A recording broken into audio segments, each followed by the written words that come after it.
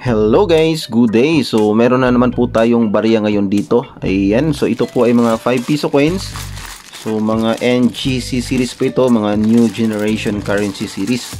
So I guess wala pong halong mga BSP series ito. Ayan, magko-coin hunting series na naman po tayo ngayon. So susubukan nating makahunt ng mga semi hard to find out of these coins po na meron tayo dito. So semi hard to find po dito. Ngayon pong year 2021 na nonagonal type at yun pong mga frosted na variation sa round type meron po sa year 2018 at sa year 2019. So yan po ang susubukan nating ma-hunt for today's video, and hahatiin po natin ito into 2 ballots para hindi po masyadong mahaba ang ating video. So yan guys, coin hunting series na naman po tayo ngayon. At bago po natin to simulan ay mag-intro muna tayo.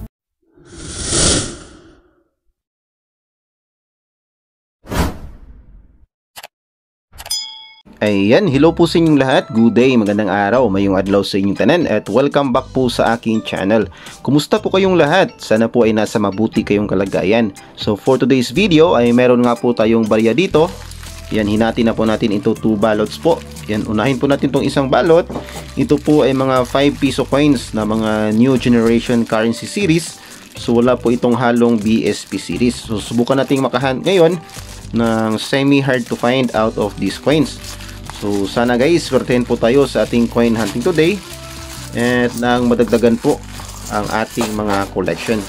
So worth approximately 250 pesos.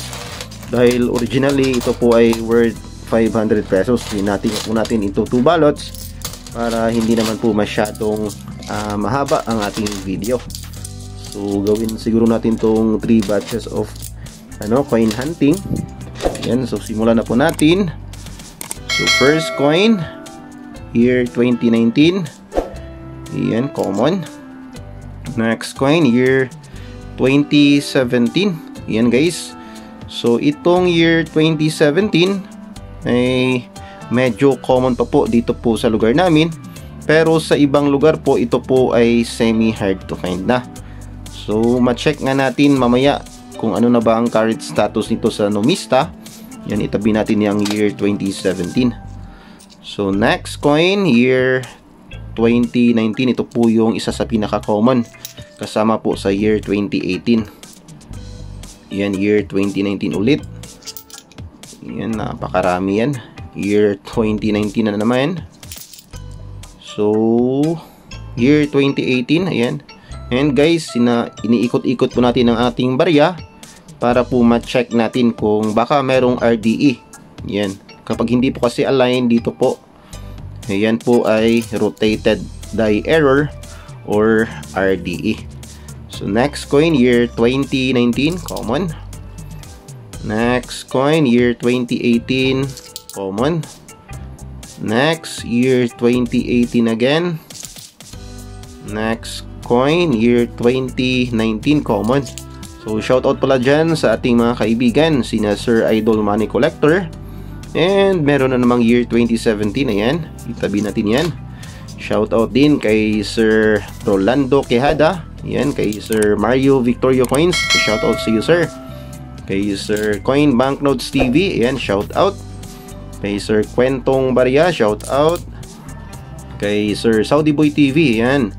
Kay Sir CNS Vlogs PH. At kay Sir Greg Ahero. Yan, shoutout dyan sa lahat ng mga kaibigan natin, maging sa mga viewers natin, mga avid viewers natin dito sa ating YouTube channel. Shoutout po sa inyong lahat at maraming salamat po sa inyong patuloy na panunod at pagsuporta po dito sa ating channel. So meron na namang year 2017 guys. Yan.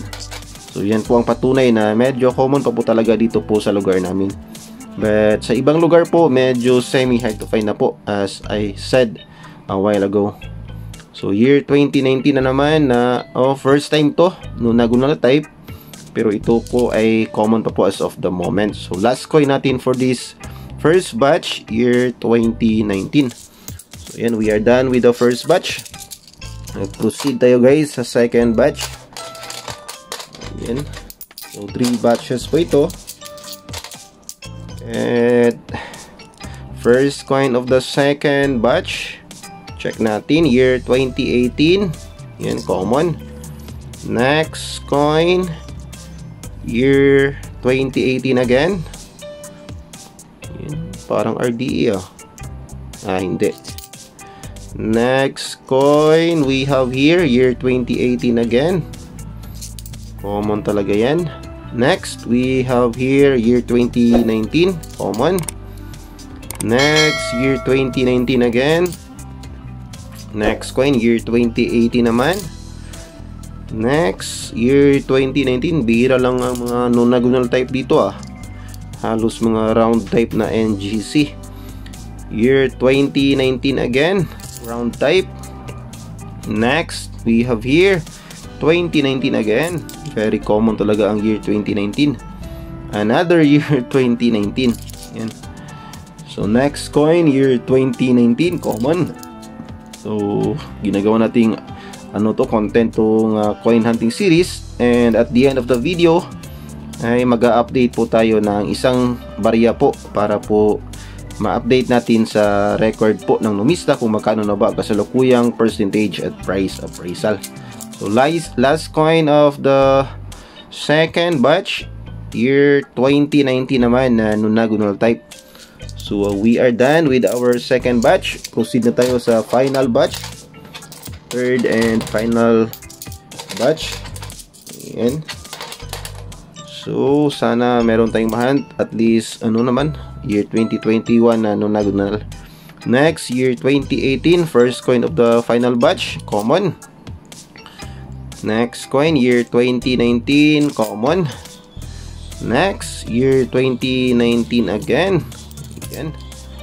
Next coin, year 2019 again. Next coin natin, year 2018. Next coin, year 2019. 2018 at 2019 lang talaga halos. Next, year 2019 again. Grabe. Next coin, year 2019 na naman. And nonagonal type, 2019 pa rin, grabe. Next coin we have here, year 2018. Yan. Another nonagonal, year 2019 pa rin. So kahit year 2020 medyo madulas na rin, mahirap na rin mahanap Next coin, year 2018, common. And next coin, year 2019 naman. We are nearing to the end of our coin hunting series. Last two coins, year 2018, common. And finally our last coin for this coin hunting ay year 2018. So ayan guys, natapos na naman ang another edition ng ating coin hunting series. So wala tayong nahunt na semi hard to find, pero itong nahunt natin ay medyo semi hard to find po sa ibang lugar. Pero dito sa amin, ito po ay medyo common pa po. Kaya i-check natin sa talaan po ng numista kung ano na ba ang current status nitong year 2017 na NGC series. So ito po ay transitional coin. Meron din po itong BSP series ang year 2017. So dito tayo guys sa end.numista.com. So ito po yung kanyang prototype, year 2018 po. Yan. So 5 piso round type. Ito ay courtesy of Sir Nelson V Turbo. Yan.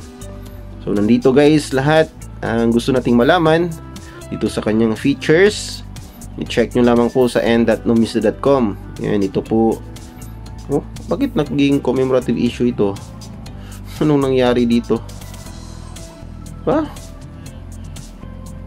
Parang mali Parang may mali. Commemorative issue ba itong New generation? Ewan dyan. So yan dito guys ang kanyang overs, ang reverse. So punta tayo dito guys sa year 2017. Ayan.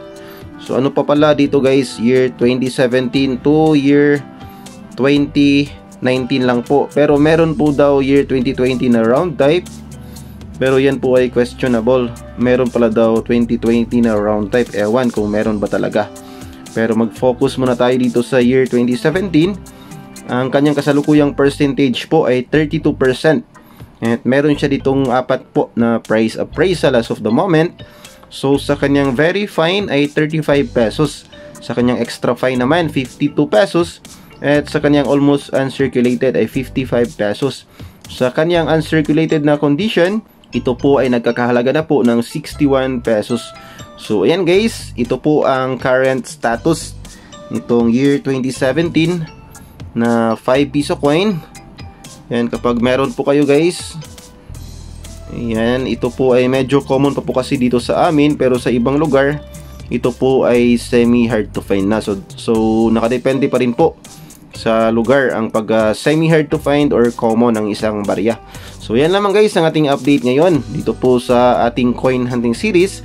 At sana po ay nakapagbigay na naman ako ng kaunting kaalaman, kaunting impormasyon at kaunting aliw sa inyo regarding po dito sa ating hobby na coin collecting.